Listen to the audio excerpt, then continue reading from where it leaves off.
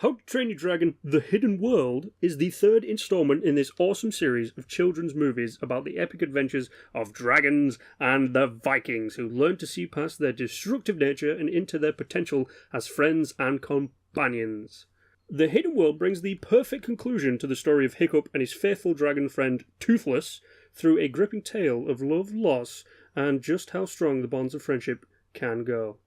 For something that started back in 2010 as a fun movie for kids, I'm really surprised how it has managed to grip people of all ages and tell better emotional stories about love, loss, finding who you are and learning to be yourself, and many other aspects of growing up that movies with far better budgets, casting, and backing from studios have either failed to tell or missed the mark completely.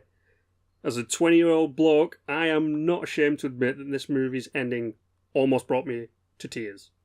Now, the story itself isn't really anything spectacular, as it builds off the previous movie where we see evil Vikings attempting to control dragons for basically world domination. However, this time around we are introduced to the devilishly evil Grimmel, who is a dragon killer responsible for the entire race of Night Fury dragons being wiped out.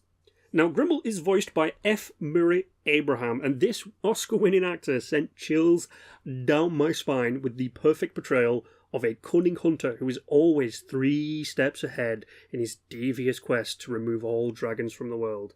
Now, obviously, his narrow-minded views on dragons lead him to his inevitable defeat, but unlike previous movies where we had to deal with either changing the minds of people or stopping world destruction, Grimmel has got laser focus on Toothless and his eradication, which adds this air of calm to such a destructive character. Personally, I think Grimmel has been written perfectly and outshines other villains from most, if not all, movies released in 2018.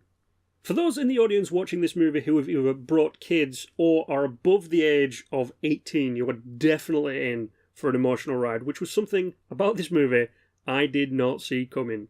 Now, the journey of Toothless and Hiccup's friendship comes to a blossoming crescendo where we see both of them parting ways and eventually starting their own families. Such a beautiful moment comes to a perfect conclusion with them both rediscovering their friendship after years apart and introducing their families to each other at the end of the movie.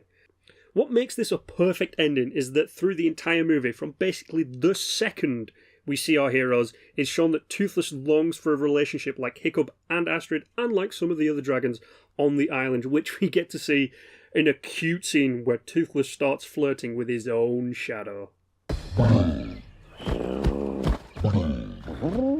Now, because I don't want to give too much away about this movie, I'm going to bring this review to a nice close by saying that though the movie is created for kids, How to Train Your Dragon: The Hidden World is perfect for all ages. It has something for everyone and tells one of the best friendship/love stories I've seen in a long, long time. How to Train Your Dragon: The Hidden World. You have been reviewed. Now get out of here before I cry.